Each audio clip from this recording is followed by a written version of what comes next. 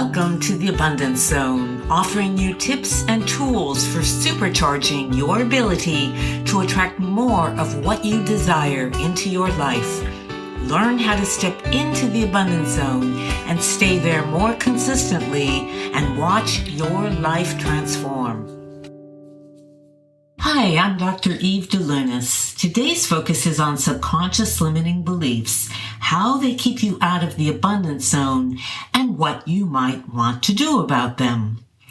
Do you ever find yourself saying things like this, either to yourself or other people? I'll never have enough money. I haven't been successful so far, so why bother trying anymore? No one is going to want to be with me. I always make the worst choices. I can never lose weight no matter what I do. I'll always be this way. I have bad genes, so I will probably get that disease too. I'm always a day late and $1 short. I'm a big procrastinator. If you're like the rest of us humans, chances are you've said something like this to yourself or other people. What do all of these comments have in common? They are all indicators that you are under the influence of a subconscious limiting belief. We all have them, but we also all have many subconscious unlimiting beliefs. Today, we're going to focus on the ones that keep us out of the abundance zone, and that's, of course, the limiting ones. Although I don't know you, I can almost say with complete certainty that none of these statements that I just made here, as well as none of the ones that you've been telling yourself about how limited you are based on the truth about you. Yes, I know. They match your life experience, so it feels like they're true. But that's only because whatever we believe is always a perfect match to what we attract into our life experience, even when those beliefs are locked away in our subconscious, because our subconscious beliefs play a role in our vibration. The great teacher and writer Wayne Dyer used to say, "You'll see it when you believe it, not you'll believe it when you see it."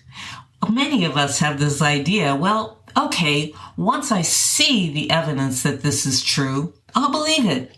But it doesn't work that way. You have to change your beliefs, change what's inside of you in order to change what you see on the outside of you, change your physical reality. So where did these false limiting beliefs come from?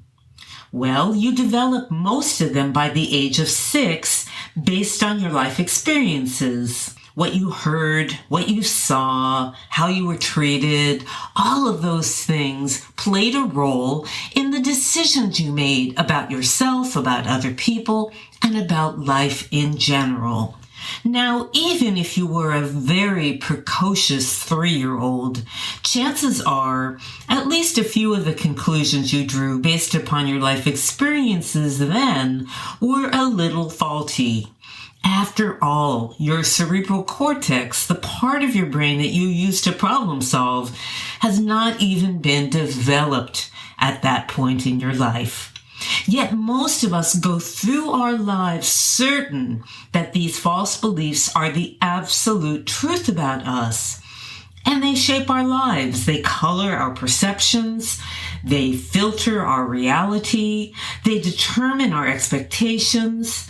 And what we attract is going to match them, of course, 100%, because they are a big part of our vibration. So what can you do? First of all, begin to pay attention to when you start to think or speak one of these messages. Catch yourself. Every time you think or especially speak that limiting thought, you bring that reality more fully into being. You reinforce that negative, limiting perception, that false belief. So recognize, no matter what you lived yesterday, today can be different if you let it be different. You are the one in charge. You are the one that gets to make this decision. Today is a new day. I can allow the new me to emerge. I can begin to create a whole different view of myself. And that different view of myself will be reflected in what I see and experience around me over time. It does take a little time, very often, for reality, your physical reality, to catch up with your internal reality. You are so powerful, so much more than you know. Stop arguing for your limitations and begin opening to the richness of who you really are. Be willing to suspend disbelief. You don't have to believe me. Just stop disbelieving that it's even possible for you and your life to be different. Develop the intention to release the old limiting belief. Thank it for what it's done for you. It's been helpful to you. It's been a teacher for you. Send it love, and then picture yourself letting it go in one way or another. Start to practice new ways of thinking, that anything is possible for you. Welcome the new you. Visualize the new you. Play with the image of the new you. Have fun with it. This should be a joyful endeavor. The more joyful you are, the more playful you are, the more imaginative you are, the more you put yourself in the abundance zone. Use affirmations declaring what is now true for you as the new you. Practice speaking as the new you. Start to think and feel about yourself in new ways.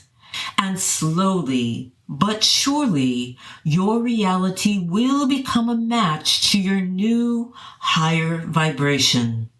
You can do this.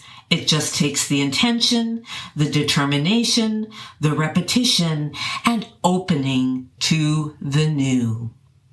Well, thank you so much for listening to this podcast.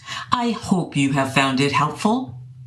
If you are interested in receiving my Abundance Zone newsletter, then please go to my website, and that is theabundancezone.net. and sign up for the newsletter. The newsletter will give you access to free guided meditations. It will give you access to free live question and answer sessions that I will be holding in the future. It will continue to provide you with more information that hopefully will be helpful to you in stepping into the abundance zone more often and staying there more of the time. Blessings to all of you. Have a wonderful week. Bye.